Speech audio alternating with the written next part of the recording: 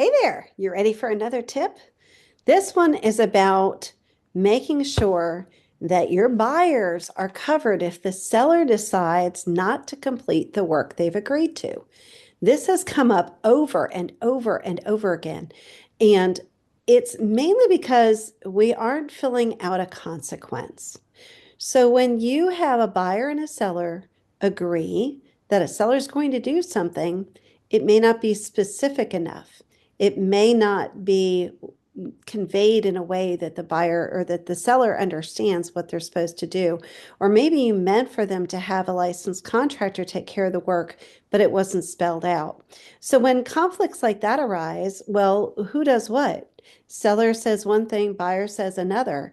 If there's no consequence in the contract, we've actually seen court cases come about because of this, where the buyers have said, well, seller didn't complete the work that they said they were going to do, or they didn't complete it in a workmanlike manner, right?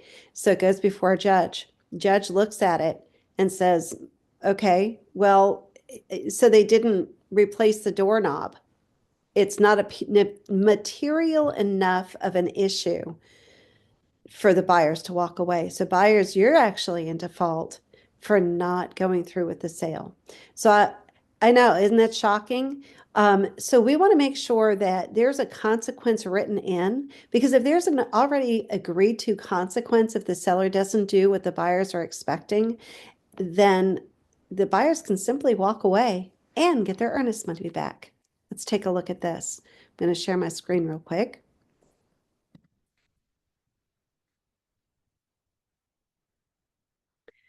And I'm going to go to transaction desk here. Here is a made up amendment to address concerns.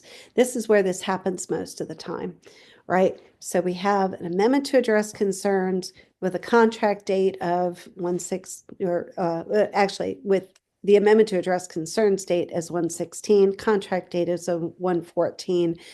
I'm using fictitious stuff all the way through it. Although these are real people, they don't actually own or want to buy property.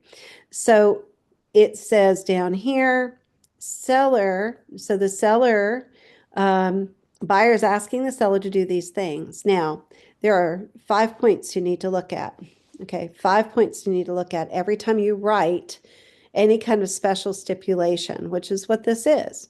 You need to know who is doing what, who is paying, when is it supposed to be done by, and then what's the consequence if it's not completed. Okay, if you have a consequence, there it is, thumbs up, right?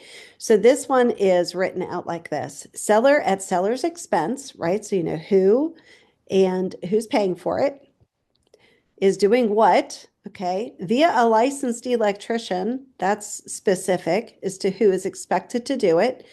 Add 2 GFCI switches to either side of the kitchen sink wall, 1 GFCI to master bathroom vanity area.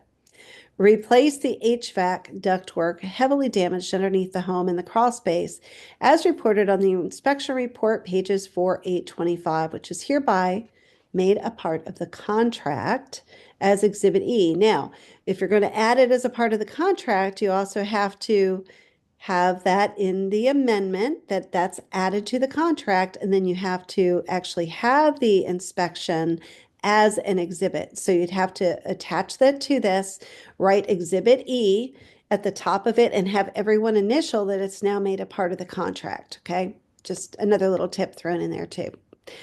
Repair or replace dripping sink faucet in the hall bathroom. Now you see these two items does not say by a licensed HVAC person or a licensed plumber. So therefore, if it's not a licensed plumber that does it, as long as this sink is not dripping, that's all done, and HVAC ductwork is replaced, that's all fine too. But then the next one is hire a licensed roofer. So now, you can check to see on the websites, you can look under contractors' licenses and make sure that these people that are saying that they're licensed are actually licensed to do this work. Just double check them. Anyway, hire a licensed roofer to correct the roof leak visible over the main living room area and the missing shingles on the side porch gable. So it's very specific as to what he's supposed to do. It does not say replace all missing shingles. That is too vague and it's not specific enough. It's very hard to make sure that that was completed the way it was supposed to be completed.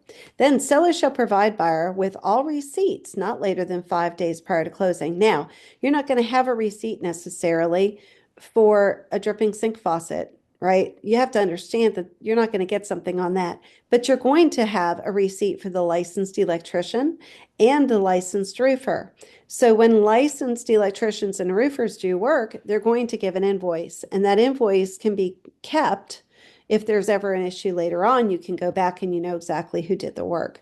And then at the bottom, this is the consequence, because we've covered everything else here, right? We've covered who's doing what, by when, because they have to get all receipts done and back to them before 5 days prior to closing. So that's the when.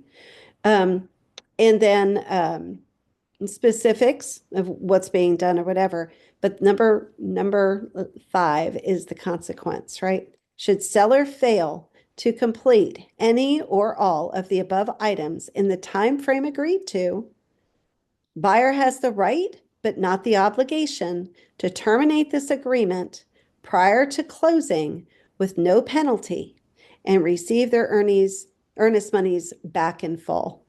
Everybody signs it. Now you've got an agreement that the buyer can back out if the seller doesn't do what they're supposed to do.